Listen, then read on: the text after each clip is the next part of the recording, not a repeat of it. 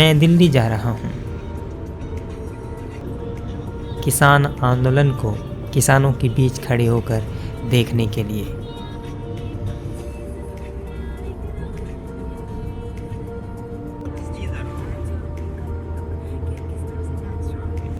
11 घंटे के लंबे सफ़र के बाद मैं पहुंचा सिंघू बॉर्डर।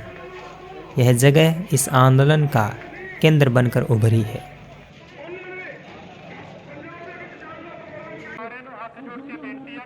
जहां पर पंजाब और हरियाणा समेत देश भर से आए किसानों का सैलाब था।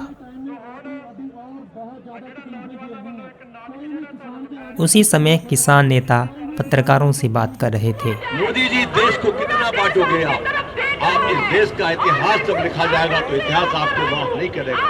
आप जातियों में बांट रहे हो, तमाम धर्मों में बांट रहे हो, हिंदू मुसलमान में बांट रहे हो। अगर मुसलमान भी इस देश का किसान तो है, अगर वो हमारे आंदोलनों में आता है तो क्या उसको हम नमस्कार करेंगे? ये गंदी राजनीति छोड़िए और बड़ा दिल दिखाकर बड़ा मन के साथ इस देश के अन्नदाताओं के साथ आपको गंभीरता से बात करना चाहिए। तो ऐसी स्थिति नहीं लग रही है, परंतु हमने पर ठाना है कि भारत का किसान, नवंबर का महीना हमको पता है कि खेती के हिसाब से बहुत महत्व होता है, दिसंबर का महीना भी होता है।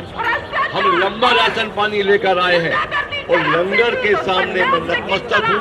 तमाम गुरुद्वाराओं को मैं प्रणाम करता हूँ, वंदन करता हूँ कि उन्होंने हमारी बहुत सेवा की है। आगे भी हमको सेवा का मौका, हम उनकी सेवा करेंगे। यह पहला मौका था जब मैं किसी आंदोलन के बीचों बीच कैमरा लेकर खड़ा था। नमस्कार, मैं कुमार शाह, मैं हूं किसान आंदोलन में। मैं दिल्ली पहुंच चुका हूं और आप मेरे पीछे देख सकते हैं कि पहले तो प्रेस कॉन्फ्रेंस चल रही है किसान नेताओं की। आज उन्होंने निर्णय लिया था और ये जो लीडरशिप है इस किसान आंदोलन की, आपको मालूम है कि पंजाब और हरियाणा से किसान यहाँ पर जमा हुए हैं और सरकार द्वारा जो 3 बिल हैं कृषि कानूनों में जो संशोधन किया है उनको लेकर जो आक्रोश है किसानों के अंदर, वो आप देख सकते हैं, जाहिर कर सकते हैं कि पीछे कितनी बड़ी संख्या में यहाँ पर हड़ताल की गई है और इस कानून के भीतर किस तरह के परिवर्तन किए गए हैं। और इन किसानों में ये आशंकाएं हैं कि उन कानूनों की वजह से उनकी खेती चली जाएगी, उनको MSP नहीं मिलेगी और जो मंडियां हैं वो मंडियां दरअसल ध्वस्त हो जाएंगी। तो आप देख सकते हैं कि कितनी बड़ी संख्या के अंदर किसान यहाँ पर मौजूद है, पंजाब और हरियाणा के, और न केवल पंजाब और हरियाणा के बल्कि देश भर के किसान यहाँ पर जुट रहे हैं। हम राजस्थान से चल कर आए हैं, किसानों के साथ खड़े होने के लिए आए हैं और हमारे साथ कई साथी आए हैं। आप देख सकते हैं कि अभी प्रेस कॉन्फ्रेंस चल रही है, आज क्या निर्णय लिया है उसको लेकर भी बातचीत हो रही है और सरकार ने कहा है कि आप निरंकारी मैदान में आ जाइए, वहाँ पर आप आंदोलन कर सकते हैं।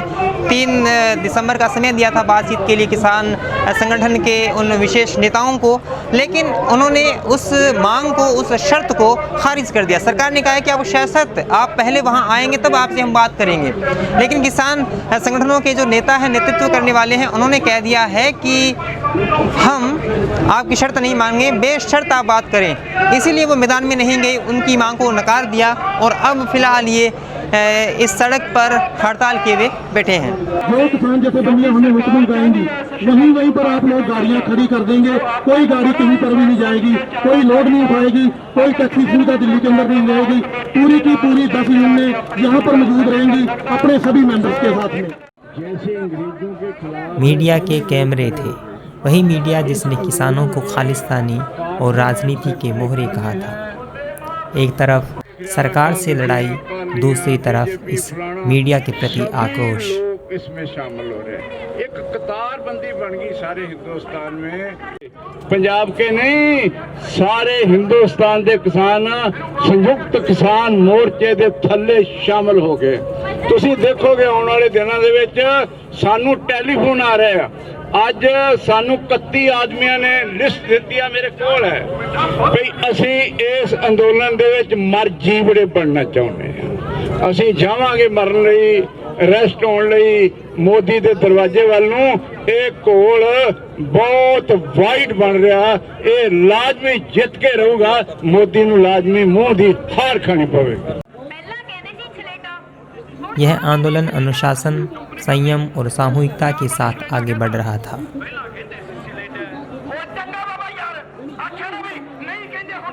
किसानों में सहयोग की भावना और सेवा का भाव बता रहा था कि इस संघर्ष की मियाद लंबी है।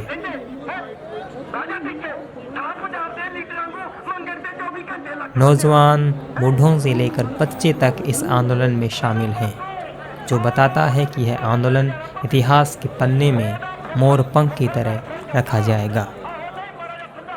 हर घर से एक लड़का इस आंदोलन में आएगा। उत्तर प्रदेश के किसान सड़क पे उतर गए। पूरे देश का किसान आंदोलन मजबूत होगा, लेकिन बातचीत का दरवाजा खोलते रहेंगे। योगेंद्र यादव मीडिया को संबोधित कर रहे थे। इस किसान आंदोलन की भावी रणनीति और सरकार के रवैये को योगेंद्र यादव मीडिया में समय समय पर लाते रहे हैं।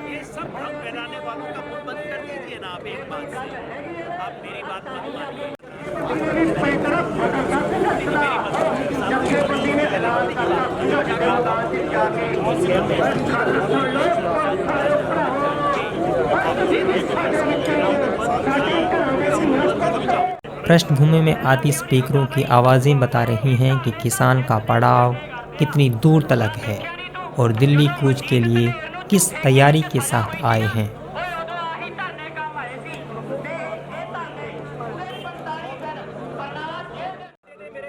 शाम ढलने को है और किसानों ने सड़कों पर रोशनी बिखेर दी। शायद इसी आस में कि सत्ता के दिल में भी उजाला हो जाए।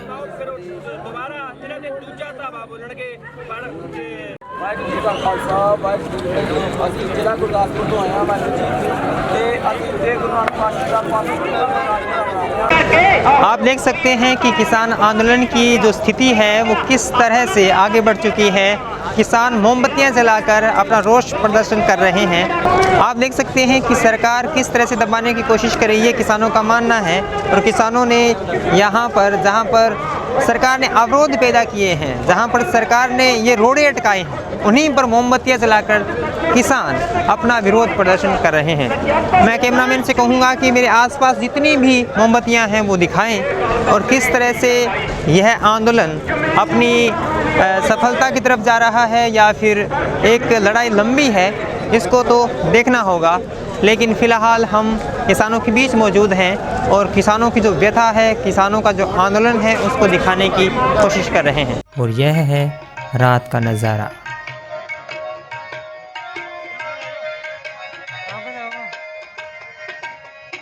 पुलिस पहरे के बीच यह आंदोलन बड़ी ही रचनात्मकता के साथ आगे बढ़ रहा है। यही इसकी सफलता है, यही इसकी कहानी। बहुत बहुत शुक्रिया। सब्सक्राइब कीजिए कुमार शाम यूट्यूब चैनल को और बेल आइकन भी दबाना न भूलें।